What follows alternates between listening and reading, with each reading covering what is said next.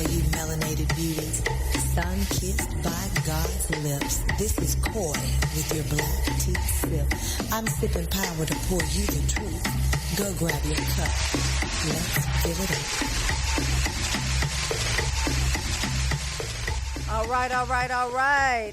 Hello, all you beautiful melanated beauties, sun-kissed by God's lips. This is your girl, Coy, with your black tea sip. We got a heater for you today. Lots of things going on in the world. Can you believe that there's no Trump and we still have things to talk about? Go figure. We recently ended Black History Month for those that are not black, because those of us that are black live in black history all year round, every day, all day long. But, you know, they give the rest of the world a month. Vernon Jordan Jr., born August 15th, 1935, died March 1st, 2021. If you don't know who Vernon Jordan is, Vernon Ilion Jordan, which is a mouthful in and of itself, but he was the first time that we as black people, me as a black person in particular, first time I saw this prominent, illustrious, polarizing figure with Bill Clinton. And we were like, who is that black man? I mean, we were almost like Zorro. Who is that masked man? We were like, who is that black man?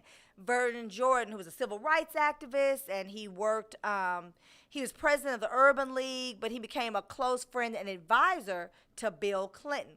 And so, you know, he became very instrumental in the 2004 election for John Kerry. You know, he was like the man in D.C., the black man.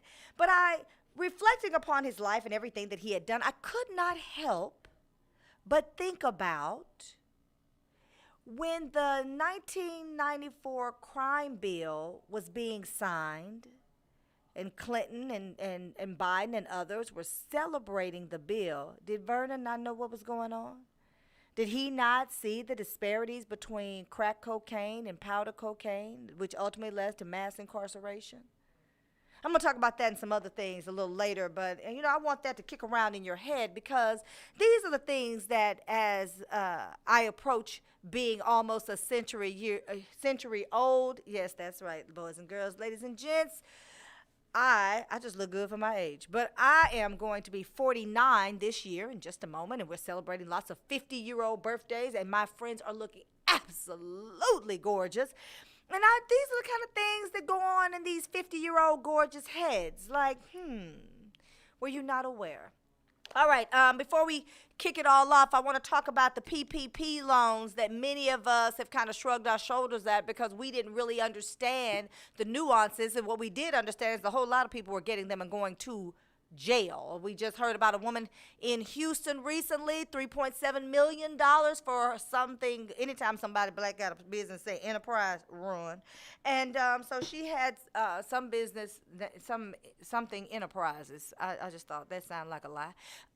But it looks like she's going to the penitentiary because she bought a house in Houston and bought a house in Pearland, and she was just spending up the money. So we have been feeling kind of meh about it because we could see Tom Brady got the money, but then we hear of daycare owners who cannot. So Symone Redwine, who is a friend of mine and a friend of this show, who is an Ivy League graduated attorney who just happens to spend a little time on TV. She recently did Ready to Love, is here to talk about the PPP loan and to tell people, and this is the part I really want you all to get, if you are self-employed, yes, you can qualify for a PPP loan, and you don't have to pay it back. And she's here to tell us how that works. Symone, welcome to Black Tea Sip once again.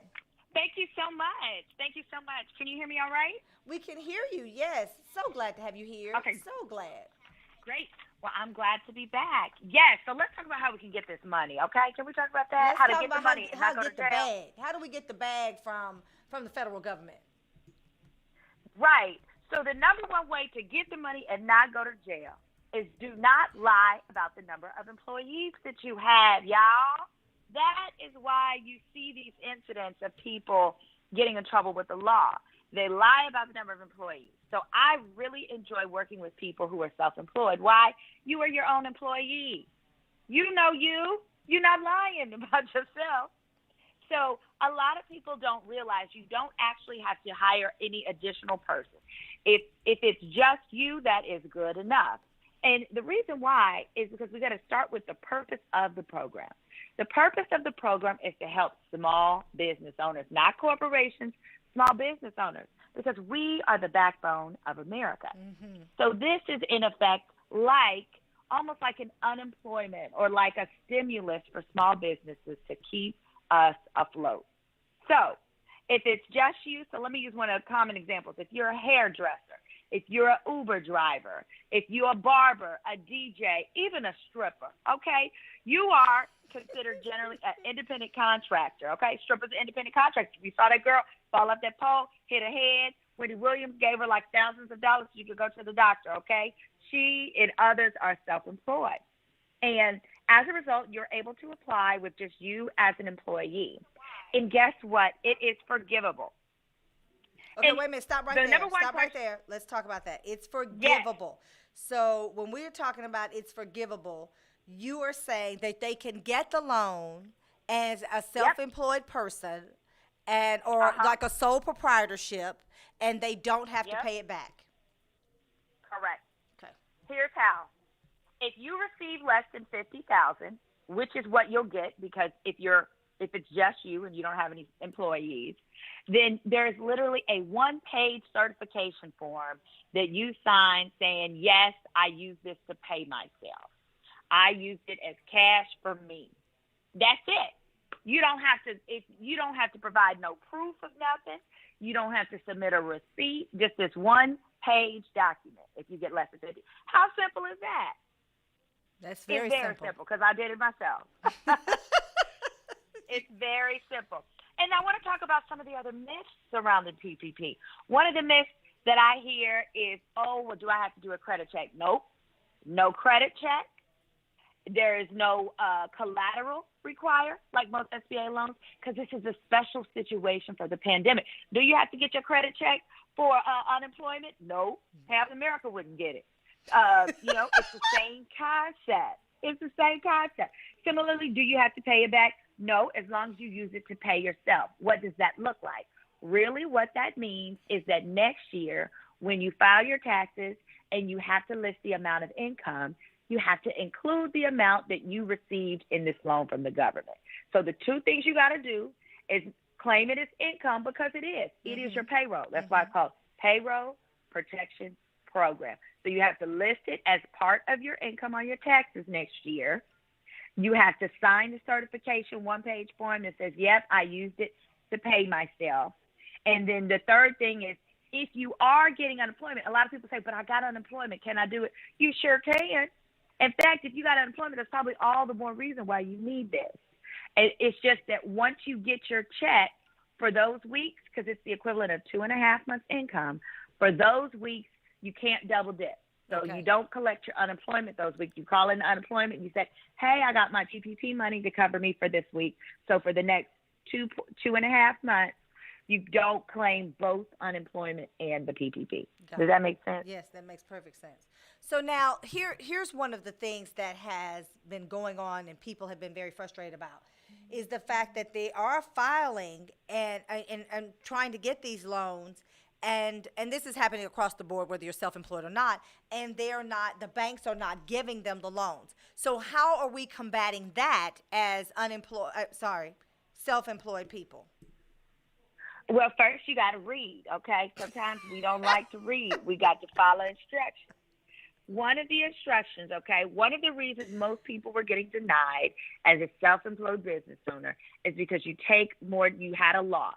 You took so many deductions, you had a loss. Well, guess what? We now have a solution. Biden administration, he has changed the formula for those who file a Schedule C.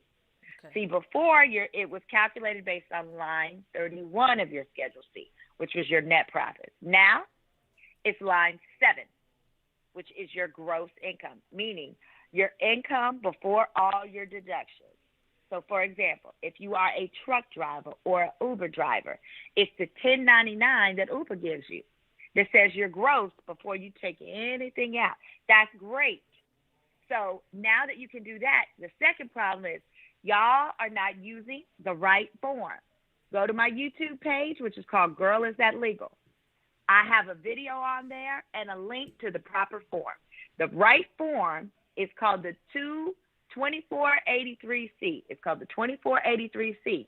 It just came out. It was just released March the 3rd. So if you have applied before March 3rd and you want it based on your gross income, you got to apply again. You got to complete this proper form and send it to your bank. Do not expect your bank to contact you. Do you think the bank cares about you and you ain't even got no employees? No, they do not, because the bank gets a percentage of the amount of loans. They get 5% of loans made that are under 350. So they prioritize who? The people with employees.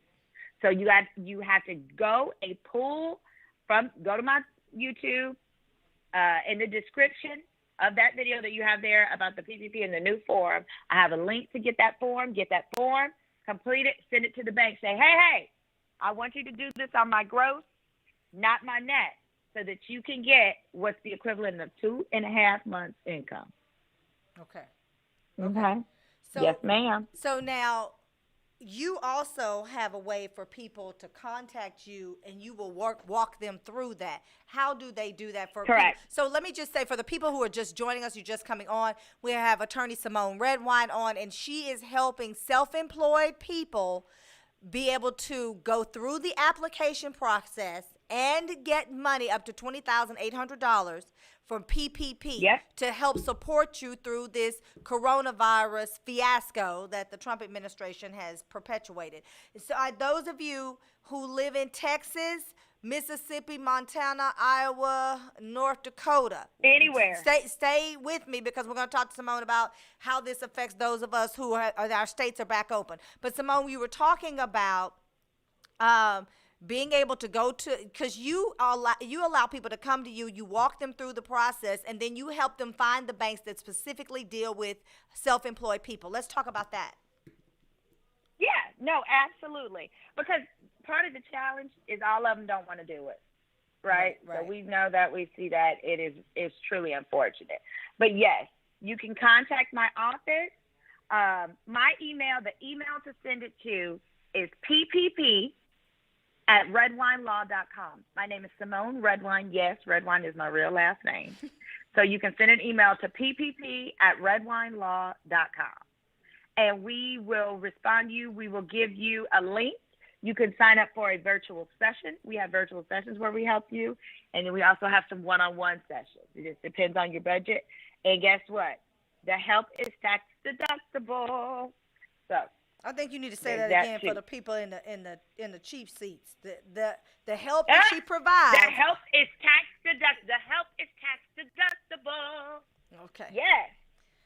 Yes, legal assistance is tax deductible. Let me tell you something. If there's one area in your life where you should not be trying to use a coupon, it should be lawyer services, okay? You don't want to get that on discount. This is not Dee Dee's discount. This is not the Dollar Tree of legal funding, of legal assistance.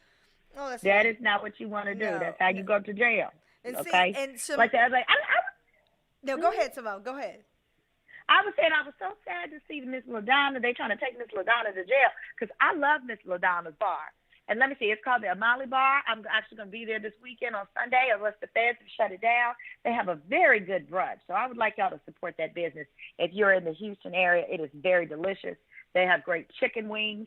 Every Friday, they hosted a Ready to Love watch party.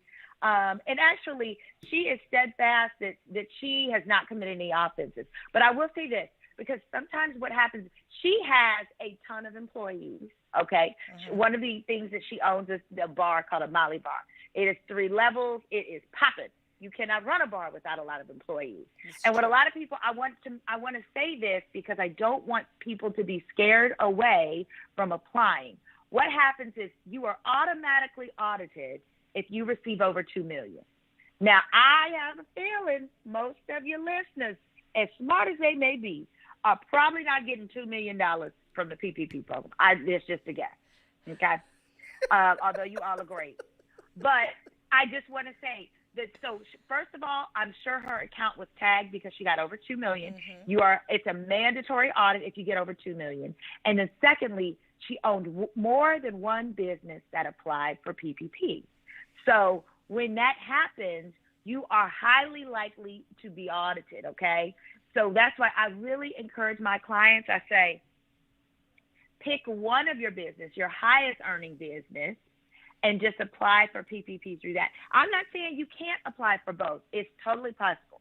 But you have to listen. There's a line on there where they ask you if you've applied or received PPP for any other business, and you better check that box and you better tell them all. So you think Those that are the main what's things. going on with her, and I realize you are not her attorney, you are not speaking on Right. her behalf.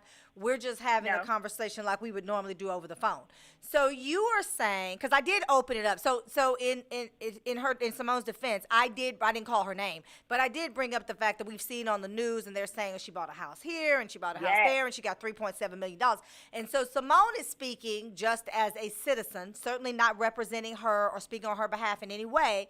Symone is saying, more than likely, if she had to venture a guess, she believes that she was tagged because she does have more than one business and she got more than $2 million from the loan. But let's be clear. Correct.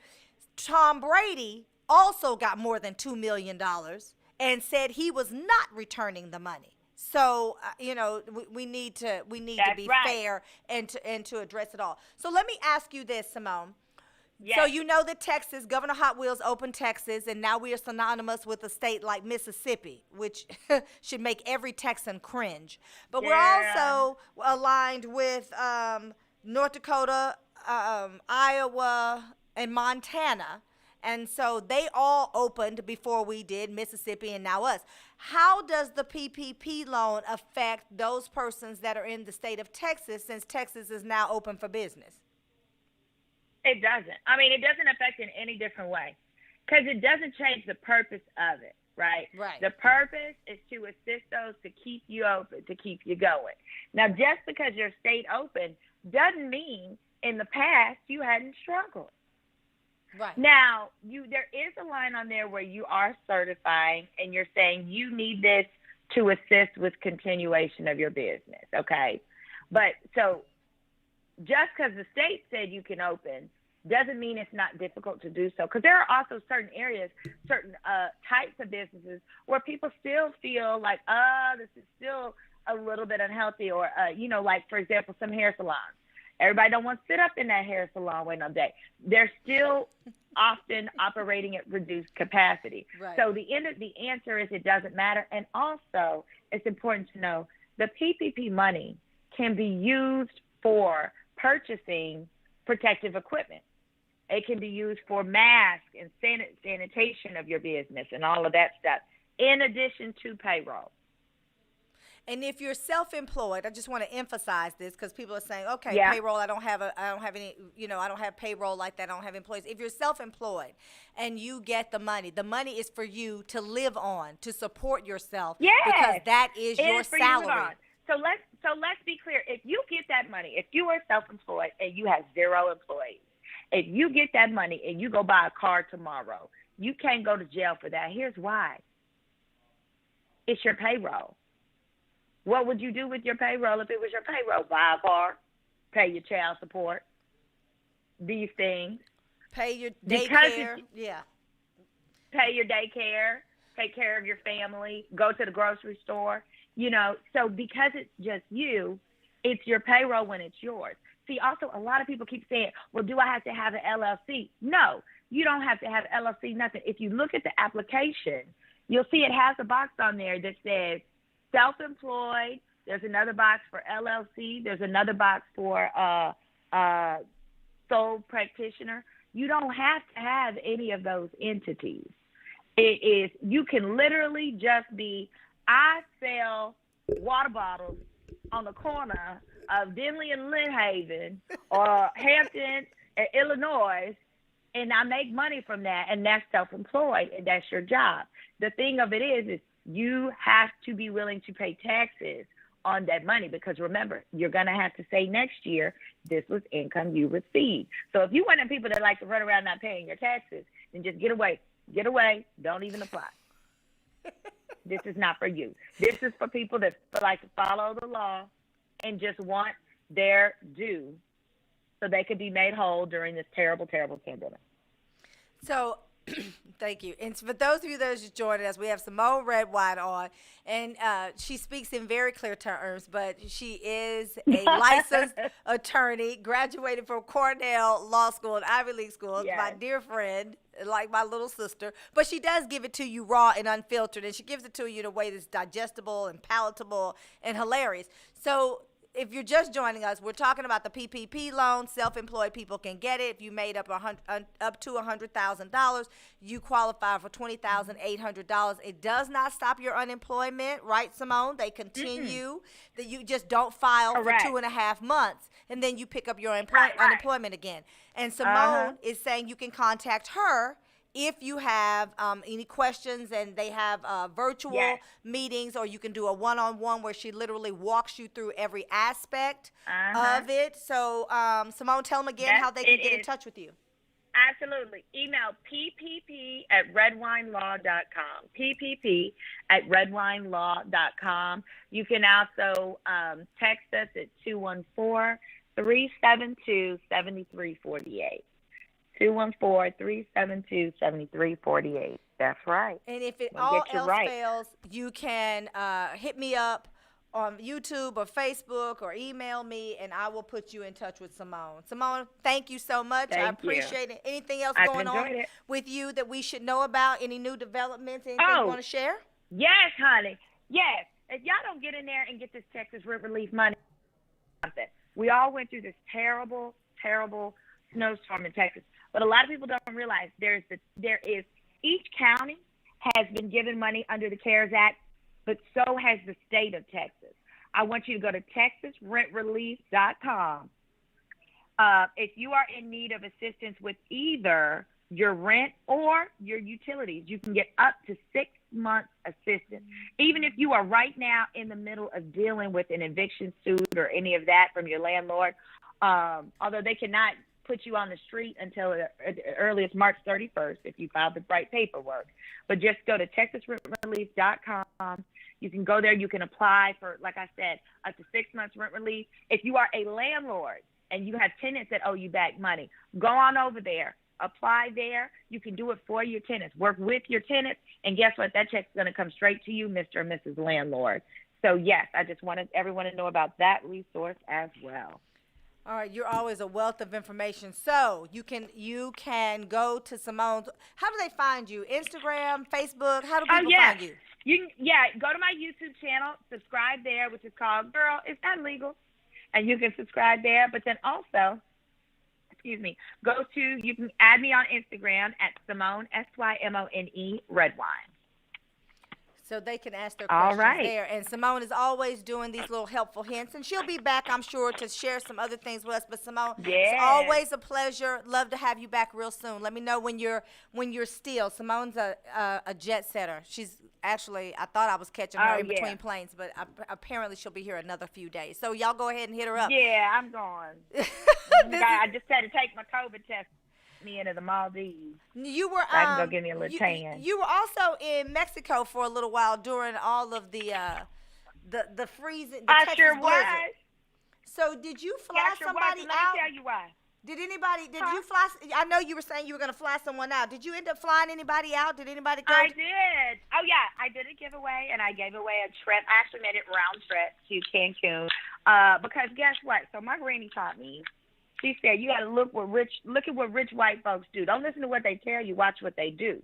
Okay, that's how you know what's going on. So when I saw Ted Cruz leave Texas, I said, I'm out of here.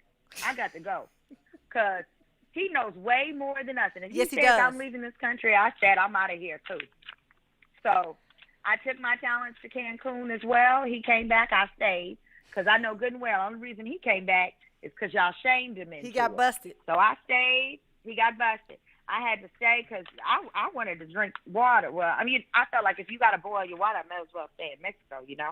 That's right. So that's what I did. And so you did end up giving someone a round trip ticket. All right. Okay. Yes, so you helped so somebody they escape. could enjoy it and stay and come back when they had water and power and electricity. So that was great.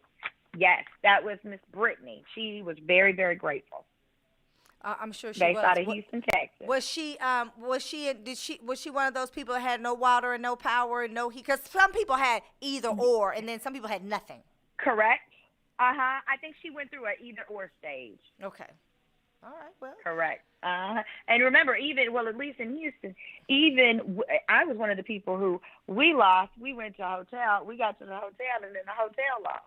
And then we found another hotel, and in that hotel told us, sorry, we're giving all our rooms to Marriott Platinum. You're, a little commoner peon. And they gave our room away again.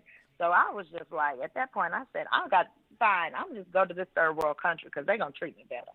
And it's a shame that we were over here having third world problems in the first world country. It was pretty bad.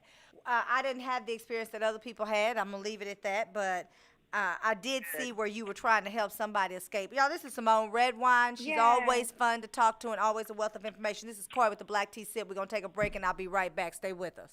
Bye, Symone.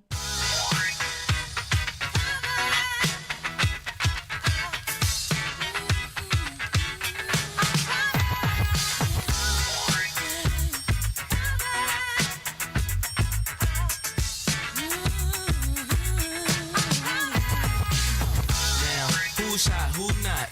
Tell me who rock, who sell out in the stores. You tell me who flop, who cop the blue drop, who jewels got pops, who mostly Gucci down to the two top. The same old pimp, Mace, you know ain't nothing changed but my limp.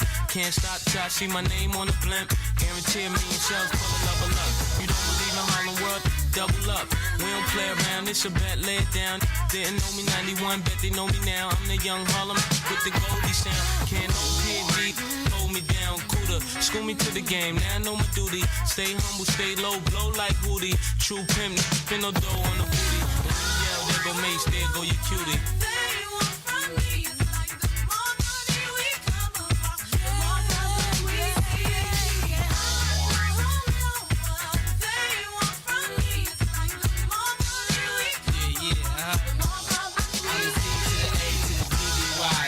See me die than to see me fly. I call all the shots, rip all the spots, rock all the rocks, cop all the drops. I know you're thinking now when all the ball stops. Never home, gotta call me on the yacht. 10 years from now, we'll still be on top. Yo, I thought I told you that we won't stop. Now what you gonna do with a crew that got money much longer than yours and a team much stronger than yours? Violate me, this a BO day. We don't play, mess around, be DOA, be on your way. Cause it ain't enough time here, ain't enough lime here for you to shine here. Deal with many women, but treat down's fair. And I'm bigger than the city lights down in Times Square. Yeah, yeah, yeah.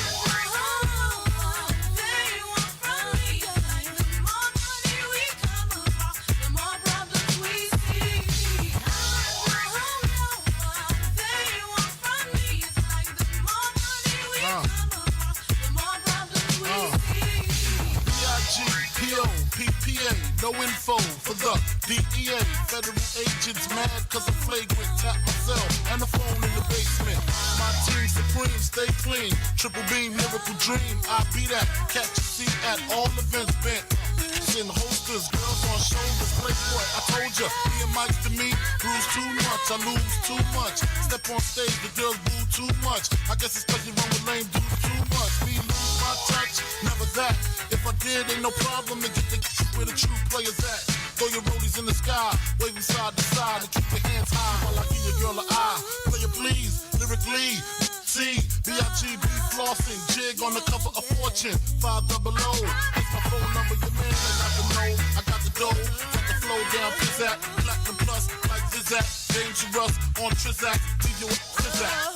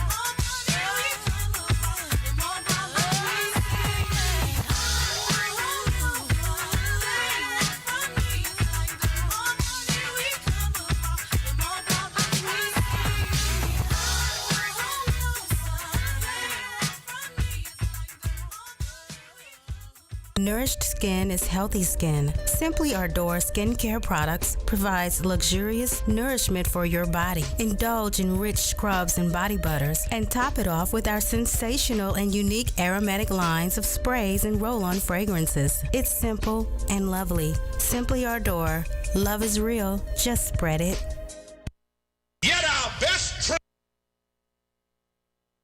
If you're just joining us, you missed a riveting conversation with Symone Redwine, formerly of Ready to Love. But what you may not know, she is an Ivy League graduated attorney from Cornell Law School who is absolutely a hoot, and you should hit her up if you are self-employed, especially because she's telling you how to get up to $20,800. I want to talk a little bit about some of the things that are going on in Cleveland. So, Cleveland, Ohio. The last time Cleveland really made any kind of noise in which we paid attention was when 12-year-old Tamir Rice was shot and killed. So the amateur football league called the Cleveland Warriors is made up of police officers and first responders. Now, you're saying, well, what does that have to do with Tamir? I'm glad you asked. So very glad you asked. Timothy Lohman, the police officer who murdered, because he's a murderer, right? 12-year-old Tamir Rice in 2011 was supposedly going to be on this football team, right? And it's like a what do they call those teams? Oh, Angela, what do they call them? Not like the minor leagues. It's like like a getting ready team. But they're not really getting ready to do it. Like arena ball. That's what I'm trying to say. Like arena ball. Like some people go to arena ball and they're trying to get into the league, but if you're in arena ball, you're probably not going to the league. It wasn't like that. So 6 black players on the squad learned of Lohman's identity and realized, oh, this is the murderer of 12-year-old Tamir Rice.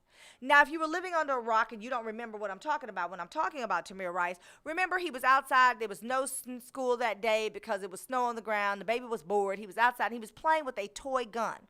A neighbor called and said, there's a child out, called the police, 911 rather, and said there's a child outside playing with a gun. When the police drove up, Lohman was on the passenger side. From the time that the police drove up to the scene, at the little park where Tamir Rice was standing, playing with his little gun, to the time Tamir lay dead, bleeding in the snow, was 3 seconds.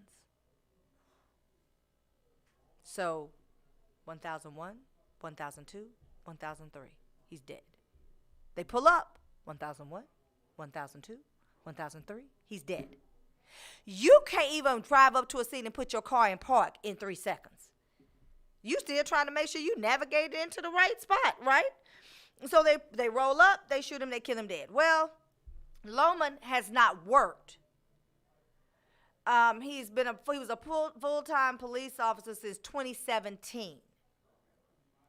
He has not worked since that time. And he was fired by the city of Cleveland for lying on his job application because he did not tell them, he never disclosed the fact that he was previously involved in a shooting in another police district, and he had some other discrepancies there, right? So he's still fighting the city of Cleveland to get his job back through the police union. So this is ongoing, even though Tamir has gone on to glory. And the mother is still dealing with. So one of the things one of the teammates, Bill Safranco, was saying that he was still fighting to get his job back with the support of the city's police union, and talked about that he told players that Lohman was, had been through a lot. So that's the president of the Warriors team, Bill Safranco, that Lohman had been through a lot. Timothy Lohman's been through a lot. No, who's been through a lot is the Rice family. Tamir Rice's mother and sister, who were told they would be, their guns were still drawn when they told them they would be arrested if they tried to render aid. They've been through a lot. Okay, I just want you to be aware of that because to me, I'm not sure who's really been through a lot. Something something else is going on. You know, Black History Month always brings the kooks out, right? So, March 3rd, we hear about a slave letter. Here was a writing activity in Mississippi Middle School in Lamar County, which is a predominantly white school. So the school is Purvis Middle School, and the children, the 8th graders, were asked to pretend that they were slaves working on a Mississippi plantation and write a letter to their family back in Africa and describe their life. People became outraged. So a screenshot of it, of the history assignment titled Slave Letter Writing Activity, been shared all over social media. And the Daily Beast reported this story first. One of the bullet points, the exercise tells students, you may also want to tell your family about who you live and work with and how you pass the time when you aren't working as a slave. That's what they asked the little babies to do. Now, the school, again, is predominantly white with a sprinkling of color, because that's how it is. So now the Wisconsin teacher has been put on leave for the assignment, and the Mississippi teacher has been put on assignment. But remember the Wisconsin teacher who was also put on leave for asking students how they would punish slaves? Y'all don't remember that? Okay, let me help you. They were studying Mesopotamia in Lamar County School District. And the teacher wanted to emphasize the horrible treatment of slaves, which is what Mississippi is also saying. Because now what we have going on here, boys and girls, ladies and gents, is the fact that there is a consciousness.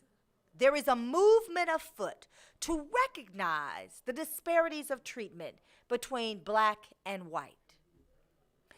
George Floyd has awakened this in so many white people that now they are trying to do their job by righting wrongs and exposing the horrors of slavery and talking about it in very real terms, or so it would appear.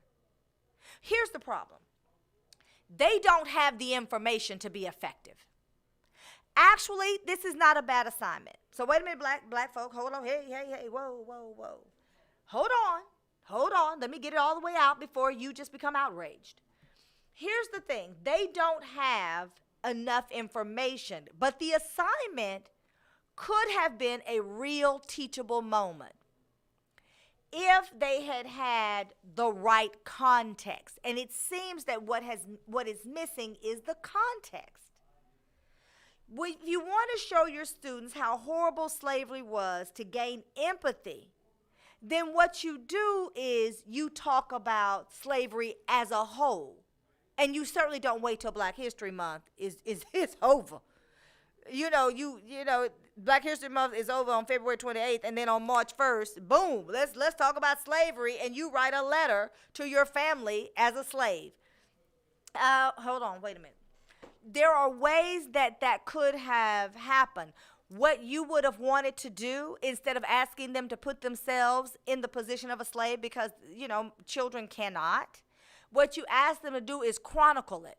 Ask them to go and do research about slave plantations and how slaves were punished. Ask them to read Ida B. Wells and W.E.B. Du Bois, and ask them to read things about Harriet Tubman and the Underground Railroad, and ask them to read articles of papers and have them understand what the abolitionists were going through. And then, if we're going to really get into it, let's look at the contextual support from the United States government. Let's talk about the fact that Abraham Lincoln, whose mother was a mulatto, because y'all keep saying that Obama was the first black president. I keep telling y'all that's not true. He was the first known, recognized, and voted upon as a black man, but it is well known and established that Abraham Lincoln's mother was half black. So he wasn't the first. But let's talk about the fact that the Emancipation Proclamation was signed, students, little boys, little girls, when Abraham Lincoln was saying that slavery was atrocious. However, he did not believe that black people should be integrated with white people and certainly should not have the same inalienable rights. Certainly that all men were not created equal. That is the conversation. And then you chronicle that. If you want to have empathy, you have them write as if they were a reporter or if they were having to tell someone what their position on slavery, but you don't ask children to put themselves in that position. You don't have the education. And here's the problem that we're facing here now. You know, we have Kwanzaa, and people don't really understand that. And then, black people don't even understand Kwanzaa. We have Kwanzaa, and then we have, we do the Black History thing, because Kwanzaa is right around the end of Christmas, New Year. And then we have Black History, and we talk about the shortest month, but it's supposed to be Brotherhood Month, and, so on and so forth. And so we go through all of these things, and then we start to talk about what is it that we need for our counterparts to understand. The problem is you don't ask children to demoralize themselves in order to gain understanding. My dad used to say, my dad, the great philosopher, he used to say, you can't mistreat somebody to get your point across. So when we're talking about this particular assignment that could have actually been a good one, had it been framed and contextualized in the right way, they say, well, the superintendent said a person could read just the assignment and draw a very unrealistic view of the true tragedies that occurred. That was not intended. However, intent was not to excuse anything. There was no excuse to downplay a practice that, even after abolished, spurs unjust laws, unfair economic practices, inhumane treatment, and suppression of people. Now, the activists are saying, this is demoralizing and dehumanizing. Okay. Perhaps. But what is the alternative? What is it that we want? Now, I was listening to one of the morning radio shows, and I don't remember. I think it was Jeff Johnson on the Ricky Smiley morning show, but don't hold me to that. And he said that people should be certified to teach black history in any form in the schools. Well, that's probably not a bad idea. But then who provides this certification? We cannot offer a solution and not have a way to go about it. We keep addressing problems. We don't have the solutions. I don't think the assignment was a bad thing. I think the context around it did not support the brevity and scope of what they were trying to accomplish. And so then it fails miserably, right? And then we have Black Lives Matter movement people like Markel Bridges in Mississippi that says, like someone who went to school to teach children could think this exercise was helpful in any way. It's not helpful, it's hurtful. Is it hurtful to ask children to really look at what happened during slavery and the psychological effects thereof, and how that has grown? Because if you start them on the path to say this is how they treated people, and then we go to sharecropping, okay, and then we go to redlining, and then we start talking about politics. See, if we start off by saying at the end of slavery, and we talk about how black people were really doing their own thing, and we're doing quite well, and we're serving in politics, if we were to tell that story and then say how they stripped us away, then maybe the whole assignment about slavery is not bad. What you can't do is stop there. And what happens a lot with our white counterparts is that they stop there. They only want to talk about slavery. They don't want to talk about the 40 acres and a mule, when people were granted 40 acres, a mule, and had shotguns. And then Lincoln was assassinated. Okay, and then the next president decided that Hamilton decided that we should not have those things, and they went and had Grant take, who was a colonel in the army, take back all of the land, including the guns, and that's kind of how you got sharecroppers. They're living on the land, they're farming the land, but they don't own the land. And so then they have to pay to be on the land to farm, and they never got the money for the crops. Okay, so let's have that conversation, but it dies at slavery. And that is what's dehumanizing, and that is what's demoralizing, is that the fact that it stops there. They rest right there. And so then you say parents are pissed. Well, yeah, because what's your next step? Okay, that's part of American history. Thanks you for the acknowledgement. We built the country, but okay, appreciate you. Okay, so then we talk about slavery and working at, I wish I was in Dixie. So then you do that part, right? So then where do you go after that? That is the problem. The problem is not the exercise. The problem is that it doesn't extend beyond the exercise. And that's the conversation black people are not having, because we become so outraged, we get so upset that we never see the big picture. We are so blinded by the forest, we never see the trees. The assignment wasn't the problem. What we were supposed to do is say, okay, this assignment, let's get some context around this assignment. Let's push this assignment to the side until we really can contextualize it and frame it in a way that it supports your initiatives, because what you were attempting to do, perhaps, is actually do something good, right? So then what are you going to do next month? What are you going to do in May?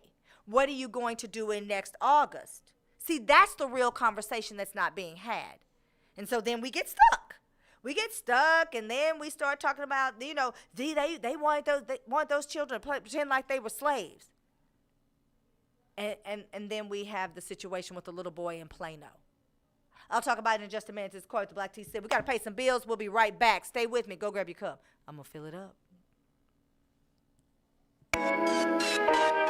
Hey, this is Tony. This is DeAndre. Hey, this is Makai. And this is Alec, host of The Final Drive. Broadcasting live each week on Thursday at 3 to 5 from FBRN Studios at Globe Life Park in Arlington, Texas. Log on to hear the latest and greatest news around the NFL and the sports world. So be sure to log on each week on Thursday at 3 to 5 to catch The Final Drive. So jump in for all things NFL here at Fishbowl Radio Network, The Final Drive, your official source of all things NFL. Jump in. Fishbowl Radio Network presents the first ever Fishbowl 24-hour Digithon right here on FBRN.US. Starting at 12 a.m. on Sunday, March 28th, FBRN.US hosts will be broadcasting for 24 hours straight to help raise money for Fishbowl, as well as bring awareness and exposure to small businesses that have been affected by the COVID-19 pandemic. Small businesses have struggled throughout COVID-19.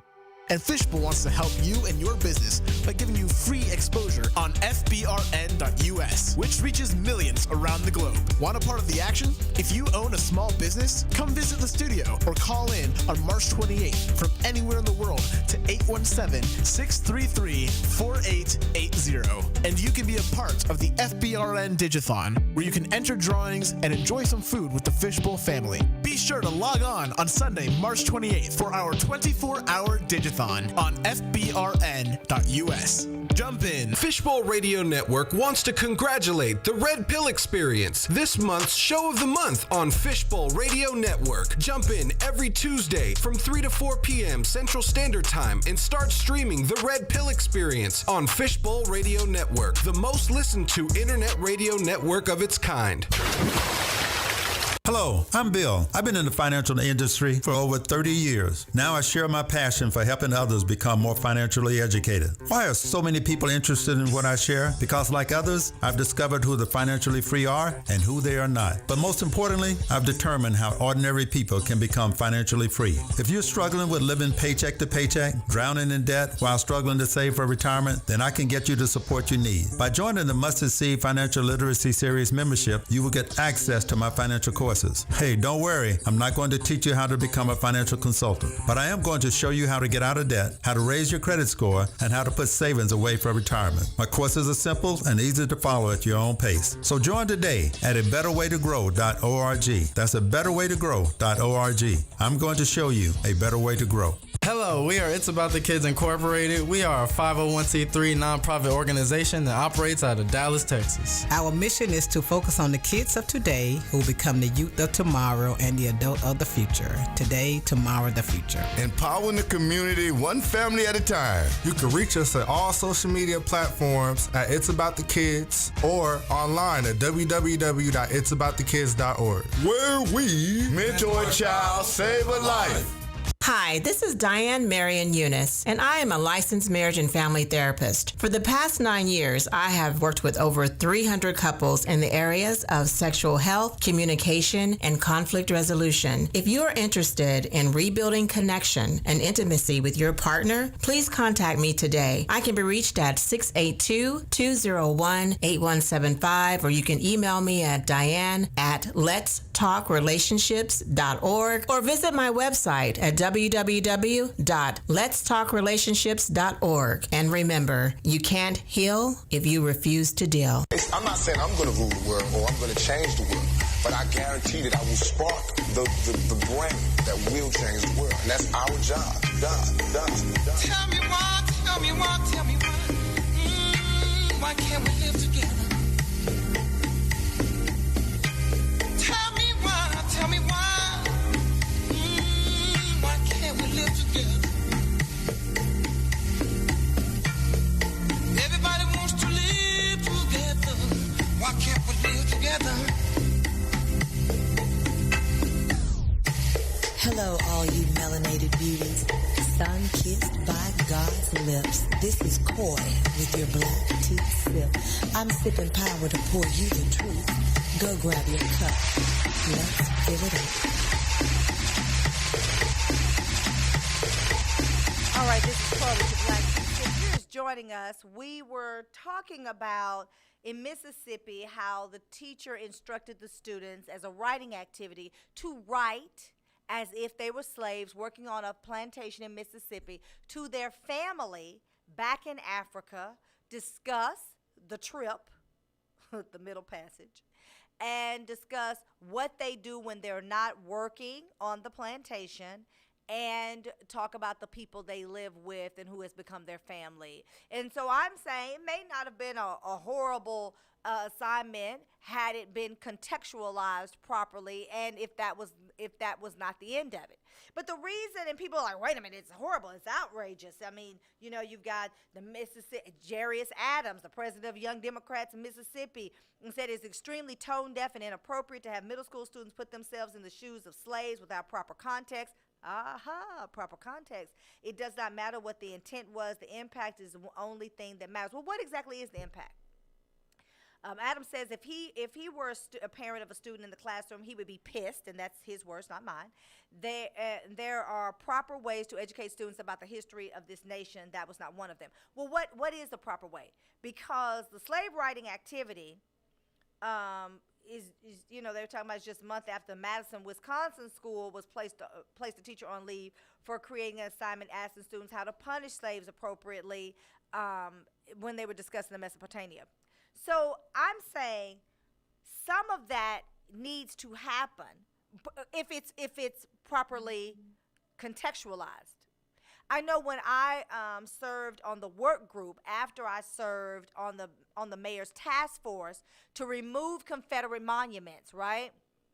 And I served on that, and then I went further and worked on the work group, which was really out of my wheelhouse because I was with historians and artists and people who understood art and delineated the historical aspects of that art and put it in the proper context. And our job was to find a way to properly contextualize those images that were at the Fair Park in Dallas. And if you're not a Dallasite, what you need to know is that Dallas, Texas has the largest state fair in the United States. And so when you go to the Fair Park, whether it's fair time or not, you are exposed to a lot of imagery. And our job was to put that imagery in the proper context. And when I was on the mayor's task force, part of the problem was we were saying pull it down. Historians and artists were saying, no, leave it up because it is part of our history. So if we look at this one situation, what we are saying is, yeah, it's part of our history. But y'all don't go enough to tell the full story. You say, yeah, y'all were slaves, but that was what, almost 500 years ago? I mean, really? Look at what black people have accomplished. Barack Obama was president. I mean, they always give us that, right? But let's talk about some other things. So here's where I'm going with that. Recently, a young man, Sumerian, who is an 8th grade football player in the Plano Independent School District.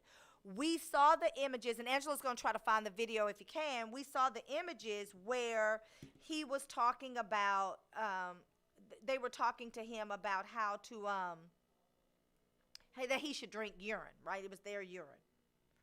And in that, his mother, of course, is outraged. They beat him and this, that, and other. But they were saying how he was, how he had been mistreated all this time, and all of these things were going on, right? And so I'm questioning, why was he at the sleepover?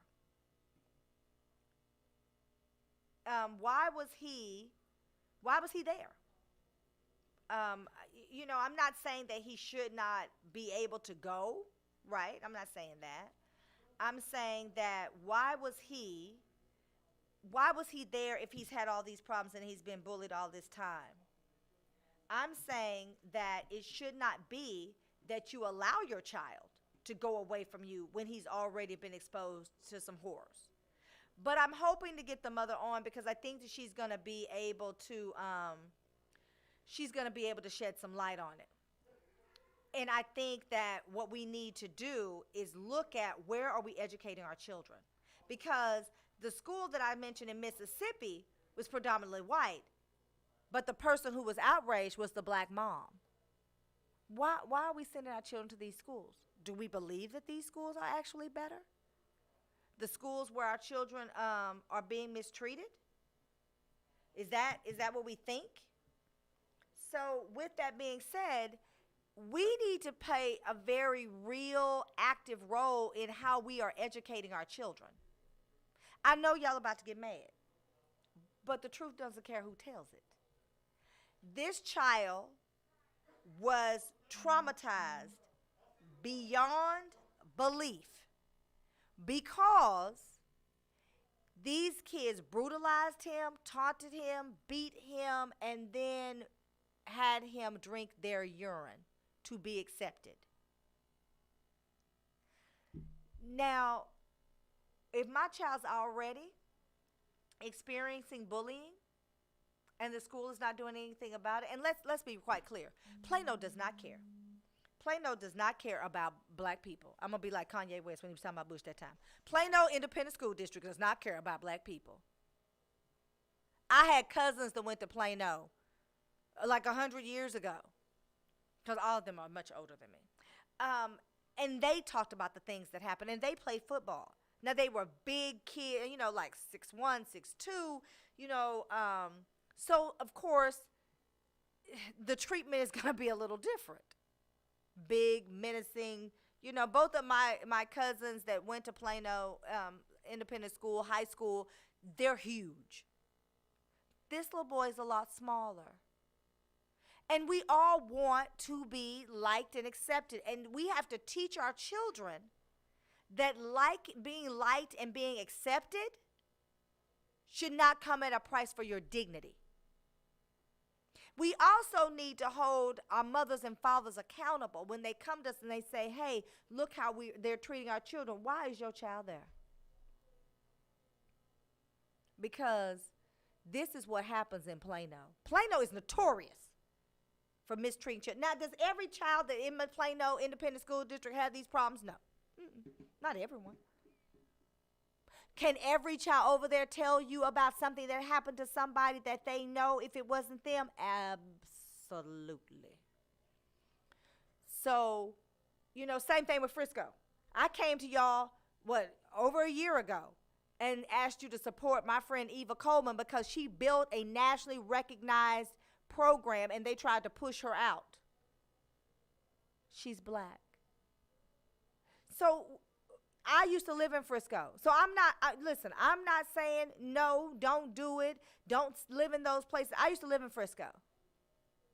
I remember sitting in front of the principal and the teacher asking them, because they were telling me that my son, who is a B student now, I mean, we had to work with, because my baby is creative. My child is a creative. But he's into basketball now, so now grades are very important. But he raps, he makes music, he's an artist. I mean, he's kind of he's like his mama, you know, he's a Renaissance black boy. But they were telling me that my son was behind. And I'm like, what do you mean? And they were doing pullouts with him, saying that he wasn't because they weren't teaching. So the little 10 or 15 minutes that I was doing at home thinking it was reinforcement was not it.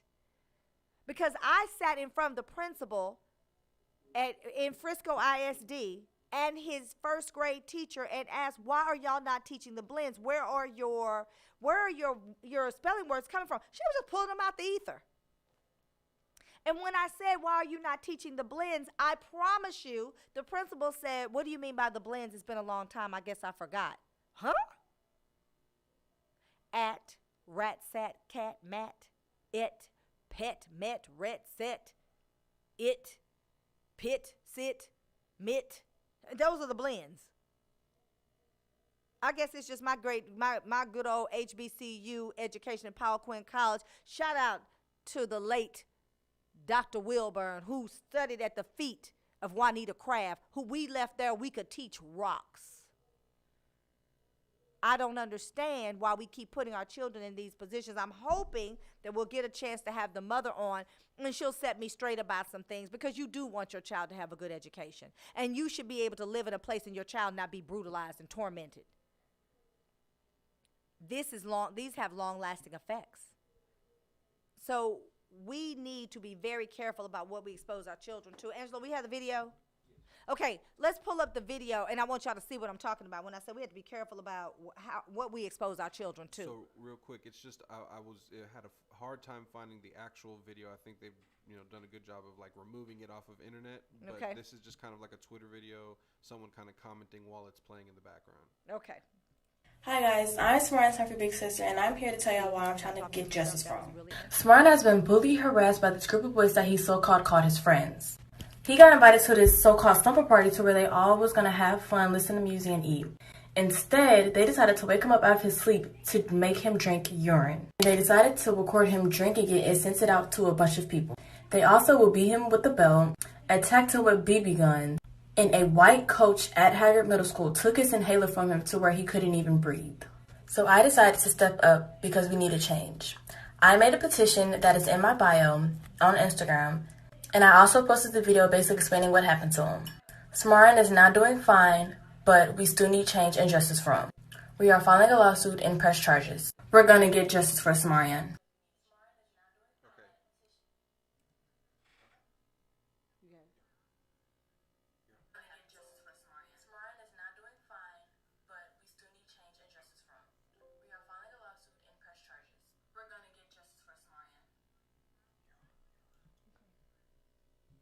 All right, so Symone, and I had one of my dear sorority sisters that said, "Hey, can you share this?" And so they are raising money, and they are asking for you to go to the GoFundMe. I believe that Kim T. Coles is his attorney. I know Kim Coles. She is phenomenal. She's just such a sweet person, and she fights for the rights of black people. So they're in super good hands with Kim, and I admire Kim, and y'all haven't heard me say that a lot about certain people, but Kim is someone that I have a great deal of respect for. And if you need context about who Kim Cole is, she is Dominique Alexander's attorney, and when everybody turned their back on Dominique, we certainly didn't at the Black Tea Sip, about him being a woman beater and all this domestic violence that was wrapped around that. Recently, he was exonerated, and it came out that they basically owe him a great big apology. Well, Kim Coles was his attorney, stuck with him. So, the idea that your child would drink urine, I applaud this mother. Quite honestly, I really do, because she is not in jail, because I would be in jail. I would be in jail, and there would be some people in the hospital, if not at the morgue. That's all I'm gonna say about that. Y'all go ahead and give to this GoFundMe. I'm hoping to get the mom on so she can wrap some context. What are they raising money for? How did this happen? And the things that are going on. I am concerned, and you know me, I try to keep it 1,000, not 100. That's for the other people. We keep it 1,000 because I want to know why he was there when they've already had so many issues with bullying. And here's the thing. You're living your life. You live in your home. You're trying to be a part of the community. You shouldn't have had to pick up and run away. Right? I mean, this is not supposed to be the Jim Crow South, except that it is. It is the Jim Crow South. I'm going to take a quick break. I'll be right back. We're going to talk about Andrew Coumo, the governor of New York. I'm just here to say, listen, this show today is about take care of your children. Teach your children how to survive in the world and make sure that when something happens to them, you've equipped them how to handle it. This is Coy with the Black Tea Sip. Go grab your cup. I'm going to fill it up.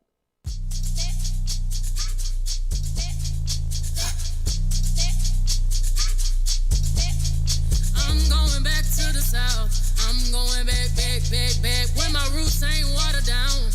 Growing like a baobab tree of life on fertile ground. My ancestor put me on game, on charm, on gold chains, with my old shoe in a jail. Drip all on me.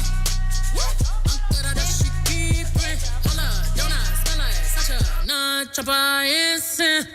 Pure ice, bust down, flood it, on my wrist out. Going up, motherland, drip on me. Melanin, my drip is skin deep like motherland, drip on me. I can't forget my history is her story. In black, maybe that's the reason why they always mad. Yeah, they always mad. Getting past them, I know that's the reason why they all big mad and they always have honey. Come around my way, around my eye. Whenever mama says so, mama say, here I come on my throne, sitting high. Follow my parade. Talking slick to my folk, lick that lip like lipo. You hear them swarming, right? Bees is known to bite. Now here we come on our throne, sitting high. Follow my parade.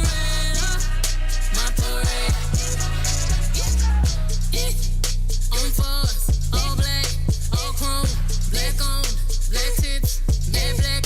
Walk by my window down, let them see who in it, crack a big smile. Go figure me and Jigga 50, let them cheering, they like chick how. I charge my crystals in a full moon. You can send them missiles, I'ma send my goons. Baby sister rapping, hear me out. Trust me, they gon' need an army. Rubber bullets bouncing off me.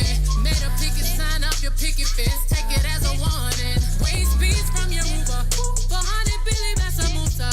Straw line to the barbecue. Put us any damn way, we gon' make it look cute. Pandemic fly on the runway in my hazmat. Children running through the house in my art all black. Ancestors on the wall, let the ghost chit chat. Ancestors on the wall, let the ghost chit chat. Hold my hands, we gon' pray together. Lay down, face down in the gravel. We wearing all tie white to the funeral. Black love, we gon' stay together. Curtis Mayfield on the speaker. Lil Malcolm, I miss my mama Tina. Need another march, let me call Tamika. Need peace and reparation for my people. Fuck these late edges, I'ma let it shrivel up. Fuck this fading ways, I'ma let it dread all up. Get your fist up in the air, show black love. Motherland drip on me, motherland drip on me. Honey, come around my way, around my eye. Whenever mama says so, mama says, here I come on my throne, sitting high. Follow my parade. Talking slick to my folk, lick that lip like lipo. Here I'm swarming, right? Bees is known to bite. Now here we come on our throne, sitting high. Follow my parade.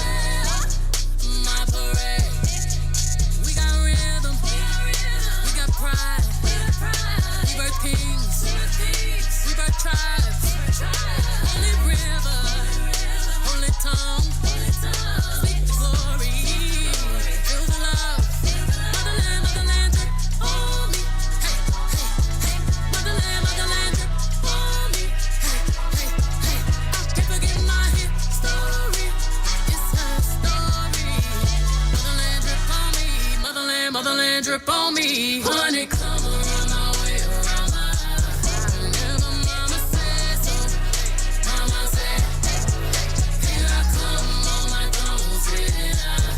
Follow my parade, my parade. Talking slick to my folk, hit that lip like Do you want to find a stable job in a growing field? IT jobs such as network systems administrators, cybersecurity, programming, cloud, and computer systems analyst are expected to increase 25% by 2022. Texas Premier Technology Institute offers training for top certifications such as CompTIA, Cisco, and Microsoft in less than 12 weeks. And if you're unemployed or underemployed, you may qualify for free tuition. Contact TPTI at 1-888-490-TPTI or check them out on the web at tpti.us. All right, this is Corey with the Black Tea Sip. If you're just joining us, I've been talking about some things that are going on in these black spaces. We were talking about the horror, the tragedy of what happened to the Plano 8th grader, Samarian, who teammates tried to get him to drink urine. And, you know, we're talking about these kids that in Mississippi and Wisconsin that are asked to kind of deliberate in their school activities about slavery and how it misses certain contexts. Now, you know, my whole thing is, are we equipping our children to be able to deal with certain things? And, you know, we have Governor Coumo now, who was celebrated at one time. You know, we all liked him because he told the truth about Trump. But now he's in hot water. He's in hot water about nursing homes and how they didn't give accurate numbers about the people who were dying in the nursing homes. And now they're saying sexual harassment. Let me say this. This is about to piss some people off, so y'all go ahead and get mad. Get your tea, honey, so you can calm down. Here's the problem. I find it odd that this is coming out now. When he was talking about Trump, I said to a couple of people, he's going to have some problems later because Trump is vindictive. But this is what I want to say about the Democratic Party, because black people are supposed to be Democrats, right? If you're not a Democrat and you're a Republican, well, oh my God, what was you? I mean, I've even talked about the stupidity of black Republicans and this idea that they are the party of Lincoln is a load of crap. But I consider myself an independent. I mean, I'm a Texan. I believe in the right to bear arms. Just, I don't believe that you bear arms and shoot somebody when their hands are up. So see how I'm straddling the fence. So this whole idea, the Democrats are now looking to take Coumo down. I believe this is a Republican initiative. However, it is the Democrats that are seeking to take him down. And so I just want to pose a question. Why is it that the Republicans will surround Trump to the point where he literally says, grab them in their vaginas, but he didn't use that word, and Billy Bush loses his job? Billy Bush, the cousin of former President Bush. Did y'all catch that? Billy Bush loses his job, and Trump becomes president of the United States. Now, wait a minute. Hold up before y'all go too far. I am certainly not saying that you are supposed to be around here intimidating women and making them feel uncomfortable in their spaces and in their bodies. What I am saying is some of the things that they've said about Coumo are eyebrow raising. I can't do one eyebrow. Like I have a son that can do one eyebrow and a brother that can do one. I can't, but just imagine if you're looking at me, I'm raising one eyebrow. I just think that it's odd. I'm not saying that it's impossible to have these kind of conversations, but as a coyism, I find it highly improbable that he would ask her out of the clear blue, do you have sex with older men? That's odd. Hey, how you doing? Good. How was your weekend? Oh, it was good. Do you have sex with older men? That probably didn't happen like that. That's weird.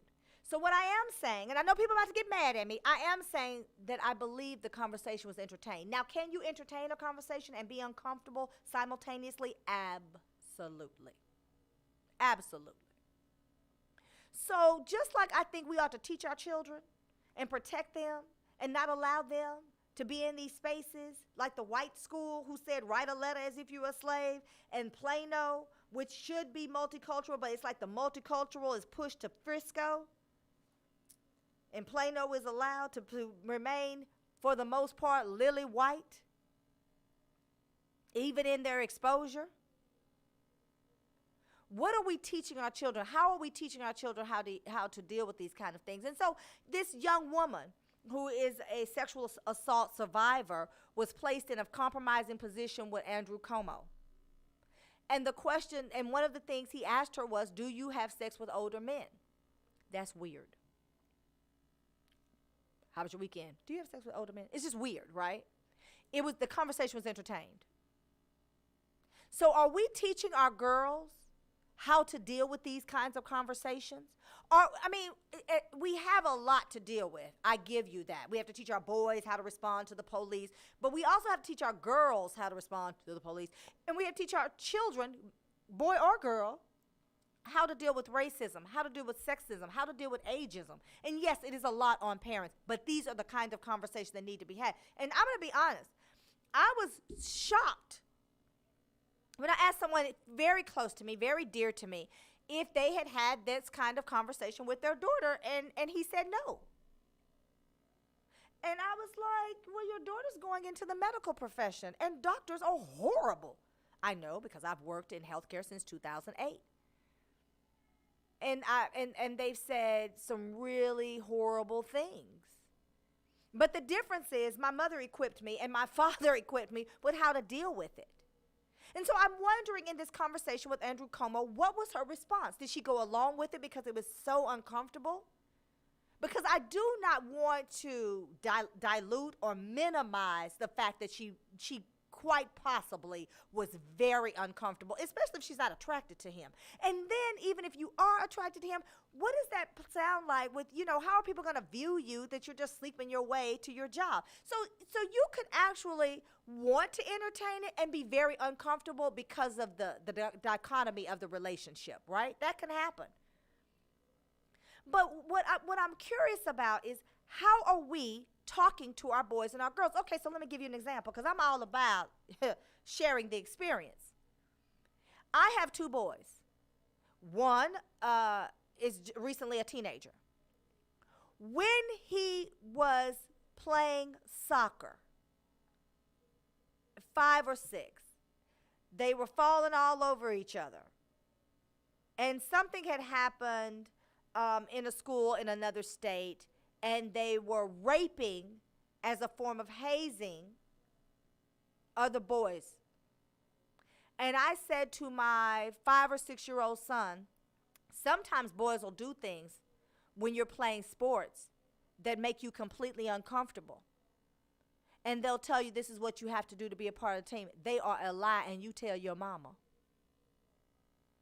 I have told my children that whoever this would do something to them would rather wrestle a bobcat in a suitcase and fight a grizzly bear with a toothpick than mess with my boys. I have said that to teachers. I have said that to coaches. I have said that to principals, and not in jest. But one of the things my friend, the late Charlotte Thompson, God bless the dead, taught me to say to my kids was, when they get in the car, how was your day? Who did you play with? Who did you eat lunch with? What did you learn today? Did anyone make you feel uncomfortable? Not did anything happen, not what happened where you have to dissect it. Did anyone make you feel uncomfortable? I've done it so much and so often that when my son, who at the time I believe was about 8, was in the 3rd grade, and he's real, real cute because he looks like his mama. And he told me when I got in the car and I was buying some football socks for my older boy, and he said, something happened today, before I could even get it out. And I said, yes, something happened today? I said, what happened? He said, when you stop the car, I'm going to show you, because I have to show you. He said, I'm going to have to crawl over the seat, because he's in the back. And I stopped the car at the Dick's Sporting Goods to buy these football socks, and my baby crawled over. He said the girl wrapped her legs around his legs. And I said, well, how'd that make you feel? He said, well, she told me that we were an item. I said, oh, this little girl got some old people in her family, because who says item? And I said, well, what happened? What did you do? He said, well, I couldn't get my legs. He said it was like she had me in a vice grip. Okay, well, vice grip indicates to me he didn't like it, right? But you have the conversation. So I said, well, how did it make you feel? He said, well, at first I was like, Then I just thought to myself, I wonder how long she's going to do this. I said, well, do you want to have a girlfriend? He said, well, I thought about it, but no. Because when you have a girlfriend, you have to give them all of your money. I need my money for action figures and candy and video games. I can't have a girlfriend right now. So you know what I did? I said, I'll take care of it. I went to the principal. I said, listen, this little girl don't want to get in trouble, but she's seen some things, and she's exposing my son to it. It makes my son uncomfortable. And I'm coming to you now because I feel like if I don't say anything, as innocent as that may have been, and the teacher said, then they will say it's him. Because I keep telling y'all, all white folks not bad, all black folks not good. So his white principal said they will eventually say it's him. So at some point when you don't get what you need, then you have to take other measures. I'm curious to know this young woman who said that Coumo attempted to kiss her and how uncomfortable it made her. How long did this go on? Because at some point we cannot allow our dignity to be compromised for our jobs, for our lifestyles, for get along. Because what I know for sure is that when that mama walks in there before the pee drinking episode and says, I am going to file a complaint with the NAACP and the Urban League and Black Lives Matter, and I'm going to get an attorney because y'all keep allowing this to happen, you know what? The conversation is framed differently. If I sat in front of a teacher and a teacher wanted to tell me what my son was doing, because, and let me be very honest with you, my children are not saints. But they are my little angels. And when their halos get crooked, I am the only one who can straighten them up. I told you, a bobcat in a suitcase. You'd rather do that than mess with my boys. Because they're good kids. I told you, angels. Just every now and then, their halos get crooked. I would tell them, and I'm giving this to all the black mamas and daddies and everybody in between. When they want to sit down and tell you about what's wrong with your little black baby, you tell them, wait a minute, I'm sorry, this conversation has gotten off to a poor start. I think that you should start off by knowing that his mother loves him. Some of them will puff back and they'll say, oh, well, I think all of our parents love. So I don't know about all of the parents, but his mother loves him. When they start to tell you, well, I do this for all the children in my class, you say, well, I'm sorry, I'm not concerned about all of the children in your class. I am concerned about this one. I am this child's mother, and that is the only child I am here to discuss. And so you can have that discussion with other parents. They need to know that you are very serious about your child and that you're an advocate. And then you need to teach your children when they get ready to function in the real world. And I start out by saying my mom and daddy had conversations with me. My mother said, when you are at work, men may say some things to you. When you don't like it, you say this. My mother literally said, if they say this, then you say that. I have done that with my boys. Even as far as high side, for those of you that are old enough and scoring, jonesing, capping, whatever you want to call it, I've done it with my boy. I said, well, if he said that, then you should have said this. Because part of equipping our children to live in the world is to also teach them a clap back. That's a black mama talking, but that's also a clap back. If Coumo asked this young woman, did she have sex with older men? Did she have sex outside of her relationship? That's ongoing. He wasn't pulling that out the ether. She did something to make him think that was okay. There are ways to keep your job and push back. We need to teach our girls in particular how to deal with these things. We need to teach our girls to not be in compromising situations. Can a person attack you and take from you? Absolutely. Sexual abuse happens all the time. But we know through statistics that it often happens by someone that they know. So we teach our children, don't leave your glass there. If someone asks you to drink and you're not finished drinking your drink and you can't finish it, then when you get back, that person that took you to dance, they need to give you a whole new drink, whole new cup, out of the bottle. We need to teach, and I'm talking about Coca-Cola, don't leave your drink. My mother taught me that. My dad said that men will say certain things to you, and you have to let them know, no, you can't talk to me like that. I had a boss when I worked in pediatric home health care that wanted to tell racial jokes to the black guys that worked for me. I didn't work for him. I mean, he was in top leadership at the company. He pulled me in one day and he wanted to tell me a joke. I said, I don't let people tell me those kind of jokes, just like I won't come in here and tell you a honky joke. It's beneath me. He looked at me and said, well, I didn't mean harm. I said, oh, maybe you didn't mean harm, but harm was taken. Oh, well, I'm so sorry. I said, you are forgiven. You have to teach your children, no matter what aspect of life that they're in, that it's okay to expect to be treated with dignity, and that they don't have to take it, and that you don't want to be accepted so badly that you will allow your integrity and your dignity to be compromised.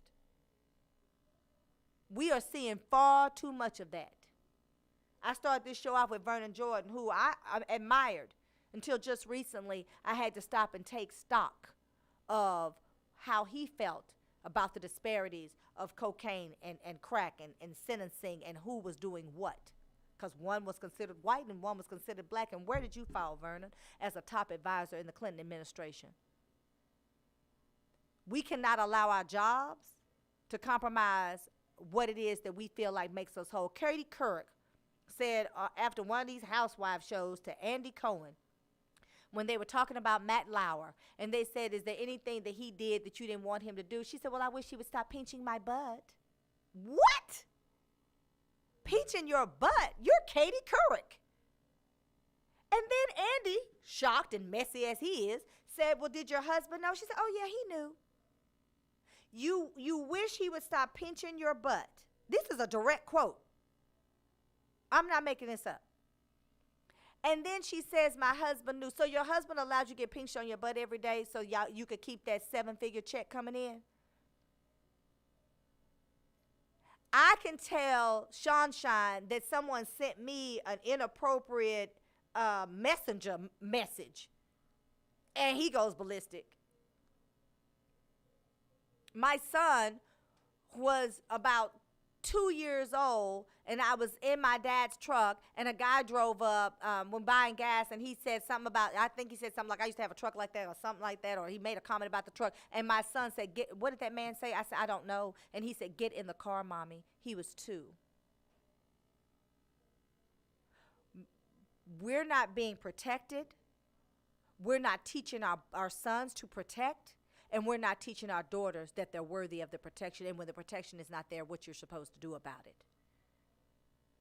I also think this is a bit of a witch hunt for Coumo. And I'm certainly, I'm not packing this water for him or his brother on CNN, Chris. But I think that the Democratic Party needs to stop allowing our people to be led to the guillotine by us. Trump became president. They've now stripped Andrew Coumo of all of his powers for emergency COVID. So because of sexual harassment, they say the death doubts. I mean, he's going down. The Democratic Party is nowhere to be found, and you want to know why Trump was able to influence an insurrection on January 6th and then just walk away. People in jail right now, facing federal charges. Trump is selling his Mar-a-Lagos mansion, pocketing the money. You see the disparities there? It's an epic failure on several fronts. This is Corey with the Black T Sim. When we come back, we're going to do Black Excellence, and we're going to talk about the NAACP. It's a lot of people out here messing up. I'm here to lay it all naked and bare. Stay with me. This is Corey with the Black T Sim. Yet our best trained, best educated, best equipped, best prepared troops refuse to fight. Matter of fact, it's safe to say that they would rather switch than fight.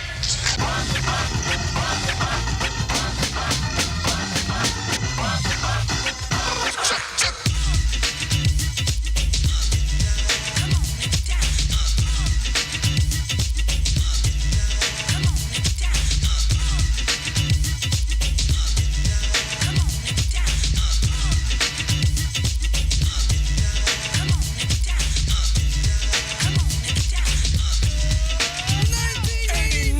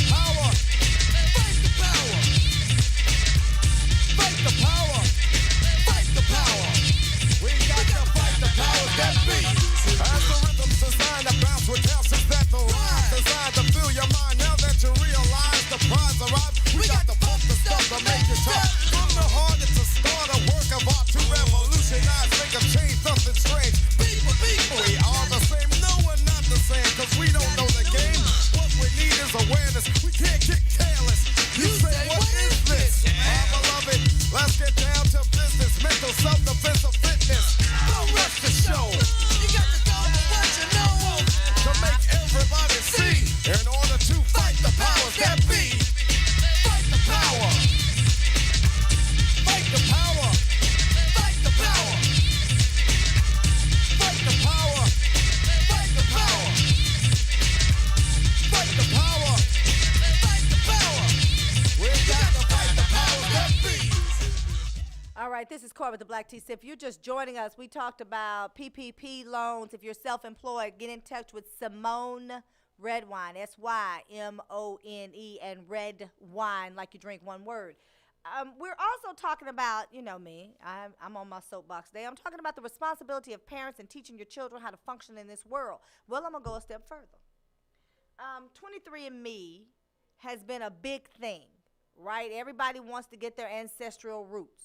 Now, personally, I'm not that curious about my ancestral roots, but you know, my dad's side of the family has done a decent job about keeping us abreast of who we are and whose we are, as the old folks like to say. And because my mom's people were such prominent figures here in Dallas, Lipscomb, and Al Lipscomb was the first black mayor pro tem in the city of Dallas. So we've kind of had it ingrained in who we are, right? So I'm not looking for the ancestral roots in the same way. And I had a very dear friend years ago when this whole thing about tracing your ancestry came up. She said when it's time for reparations, they're going to say all these black people are from Iberia and none of them are going to get a check. And we laughed about it. Well, it's recently come out that that's probably not something you should be looking to do. And I'm going to tell you why. And everybody wants to have a sense of self and where you come from. Now, let me tell you why I didn't before I get into that. I never did it because how do I know that it's factual? How do I know that it's real? That they're telling the truth? Like, how would you know? You don't have a baseline, a point of reference. If they say that you're from the Congo, well, then did they hook you up with your cousins? Like how, you know, so now you're from the Congo, now what? So, I mean, let me tell you what they saying you're not. They're telling people that you're Nigerian. Let me tell you something. All y'all that's got your little results back and y'all are Nigerian. The Nigerian government does not see you as such. And it would be important if they did see you as such, because you could have dual citizenship. So when it gets rough over here, like Symone, when the blizzard broke loose and so did all hell, then you could have escaped to Nigeria. It's warm. If they say that you're Ghananese, it would have been impactful because the Ghananese government has welcomed African Americans there. However, you have to get a tribal leader, since you're not Ghananese recognized by their government, to gift you land. Otherwise, you have to work for the land. I believe it's 10 years. You work for 5 years, then you say your intent, and then you have to work for another 10 years, and then they still own the land. It takes like 20 years to get you some land over there in Ghana if you're not Ghananese. If you are not Nigerian, they do not recognize you. I mean, if you're South African, I guess you can live in Durban, but that's pretty much Indian now, although they do have like one of the largest, or like within the top 5 largest aquariums in the world. And when MTV does their European Awards, they do it in Durban, South Africa. I mean, so if you're into that, however, what are you doing it for? Because it gives you a sense of self and a sense of purpose, well then absolutely, strange. But here's the truth about Ancestry.com and 23andMe. They are selling your DNA data, and they're profiting from it. Yeah, I said it. I said it, and I'm said that, meant that, represent that. So if you filled out the paperwork so you could have a sense of self and a sense of identity and a sense of purpose, and you filled out all of that and signed it, you waived your rights. You have a sense of self, a sense of purpose, and a sense of identity. You have just become Henrietta Lacks. And Henrietta Lacks, for those of you who are like, well, what does that mean? Henrietta Lacks is the reason that we have every medical advancement known to man to date, because they stole her cells completely unbeknownst to her while she was dying of cancer, cervical cancer. And then Johns Hopkins University collected all of it, did a lot of experiments, and found cures to everything: polio, cancers, all kinds of even in vitro fertilization comes from the Henrietta Lacks cells. Her family never saw a dime.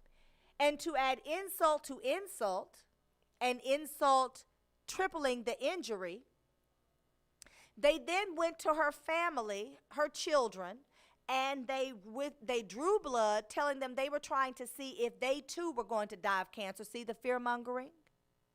And then said that they were collecting it for their own good. They were helping them. See how Tuskegee comes into play? And they were really collecting their data as well so they could continue medical advancement. Johns Hopkins University Medical Center is known throughout the world for medical advancement, and the way they did it was they stole this woman's DNA, her cells. And that is exactly what they're doing to those of you who are looking at Ancestry.com and 23andMe and anybody in between. Because $4 trillion, more than Amazon and Apple combined, is how much they're making.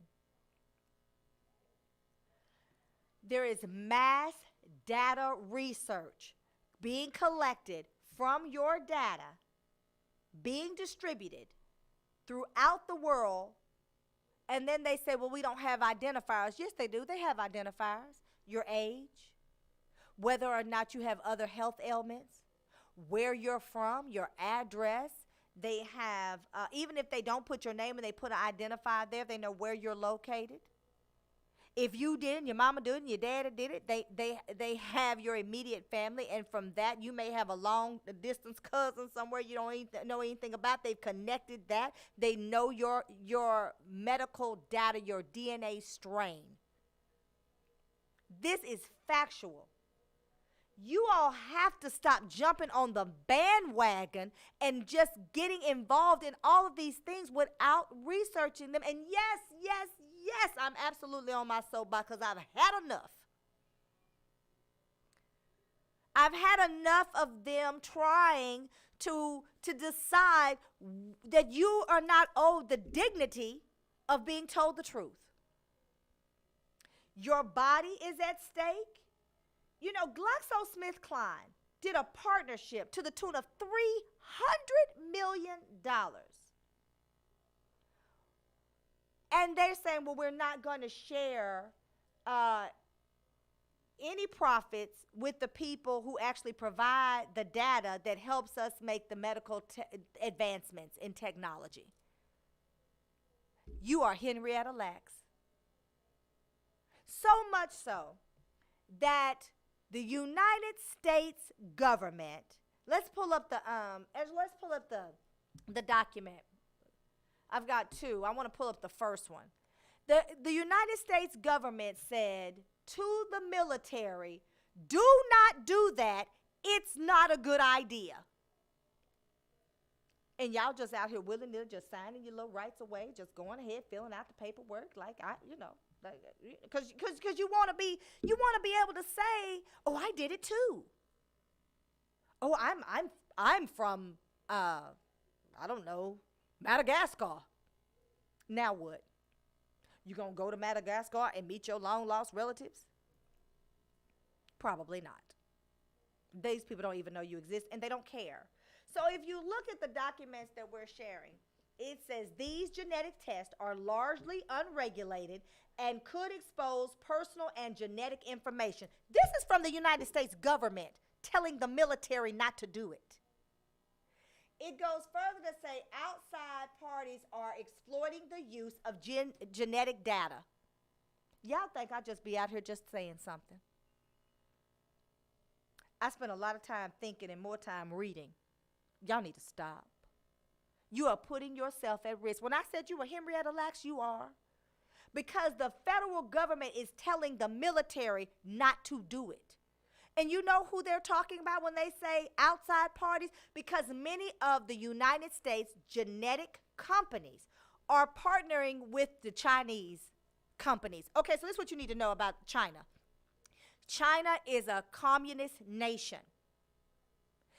That means that all of the companies in China are basically the Chinese government. So when they partner with a Chinese company, they are partnering with the Chinese government. So your genetic data is going to China. Now, I do not support Trump, his thinking, his word. I mean, I do find him comical at times. But we know that the coronavirus was born out of Wuhan, China, accidentally from a lab. Now, I'm certainly not saying that they are responsible, and I didn't like that whole thing about the Chinese flu and what's happening to Asian Americans in this country, and they're being brutalized because people are ignorant. And I'm certainly not tying that together in any way. But if China is experimenting with the coronavirus in some kind of way it gets out, and they said the bat lady did it, I believe it's a biological weapon, and it escaped. Okay, but that's a talk show for a different day. So now your genetic data is in China for them to do research. So the next time something gets away, some biological weapon, they're going to know just how to attack a certain population based on your genetic markers because you want to know you from the Congo. I'm at my wits' ends with y'all. I've had enough. Because the things that we should be securing and trying to do, we're not. Not on a large scale. We'd rather have conversations about what Andrew Coumo did or did not do instead of actually taking the time, because you know we didn't read. Read and see exactly what you're signing away. That is what's happening. Okay, so I'm off my soapbox about that. I want to do the COVID corner. So I mentioned earlier we got Greg Abbott and Tate Reeves, who is the Mississippi. Now we are synonymous with Mississippi. In my crooked letter, humpback eye. Now that's what you have become synonymous with, is stupidity. Because we are no longer under a mass order, because Governor Hot Wheels believes that people are going to do it anyway, and so you don't need the order. You know, I am not fluent in oxymoronic language, but I certainly know it when I hear it. Because people are going to do it anyway, we don't need to order them to do it. Now, here's the thing that you should know. The mask order went into place when the numbers were just as they are now. And because he did it right before spring break, I wouldn't be surprised if we're facing a lockdown before June. Because people are going to be spring breaking. People can't wait to get in restaurants and don't have to wear a mask and go through grocery stores and show up at church. And people are going to get sick because the coronavirus is very real and it's still very active. And there are various strains. I talked about it a week or two ago. There's a California strain. So we're not just talking about the South African strain and the Brazilian strain. Now you got a California strain. You know how close we are to California? You know how many Texans go to California? How many Californians come to Texas? You know how many people pass through California on their way to Texas? But Governor Hot Wheels has decided that we should no longer have a mass order. And so because of that, I am giving him the Dildo of the Day award. I'm sure he's going to get another one. I probably should just give a Dildo of the Day award to the entire Republican Party and then say with the exception of a few, like Liz Cheney and I don't know, what's his name, Killinger, the little young guy, and Mitt Romney, and, you know, because the rest of them are literally trash humans. And our governor, because he wants to escape from the fact that people died of hypothermia because he didn't do his job as the governor to govern regulation of the generators so that we didn't lose power. So he deflects. So now you've got Governor Hot Wheels aligning with the Mississippi governor Well, I mean, there are some others, but who wants to be associated with Mississippi? And that is what this is about. He's saying ERCOT. You got a lot of ERCOT people that are stepping down. Let me just say this as an aside. I checked. I looked. Guess what? No black people on the ERCOT board. None. Yes, there were people that were outside the state of Texas, and there were people that did not reflect the diversity of the state of Texas. No Hispanic people either. No black, no brown, just lily white. So there's that. I want to do the Black Excellence Award. Saloli St. Cyr, 18 years old, is the youngest girl to create a crossword puzzle published in the New York Times. It was posted in the New York Times February 16th of this year. She's also president of her high school in New Jersey. Black Girls Stay Winning.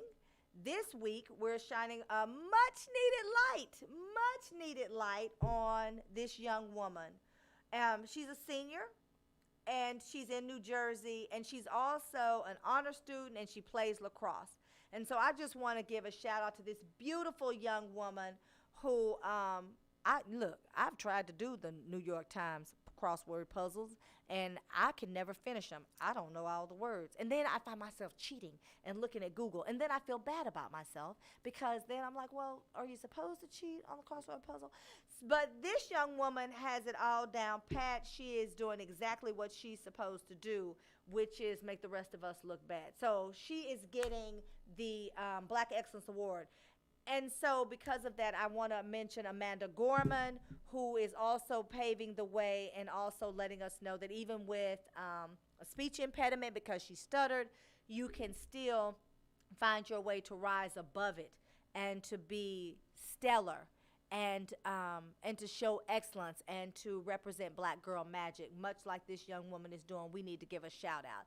This is Cora with your Black Tea Sip. Listen, we had a great show today. I enjoyed my time with you. I hope you enjoyed your time with me. I was on my soapbox a lot today because y'all is out here wilding in these streets. And, you know, if I don't tell you, who will? Make sure you contact Symone Redwine if you're self-employed so you can get up to $20,800. And again, pay attention to how you're spending your time. Let's have some real conversations about what we are teaching our children. They need to be well equipped to live in this world. They should not feel themselves intimidated and sexually harassed in the workplace. They should not feel like they have to be accepted. So they go to once they're invited to the sleepover, they actually go to the sleepover even though they've been bullied. You know, we need to teach our children how to function so they'll know how to be good adults and pass it forward so that we are raising people who know that they should be treated with dignity and respect and not have to find out later after something tragic has happened to them. All right, this is Cora. I'm going to go on and get out of here. We'll do it again, same bat time, same bat channel. Love, peace, and hair grease, and I'm out.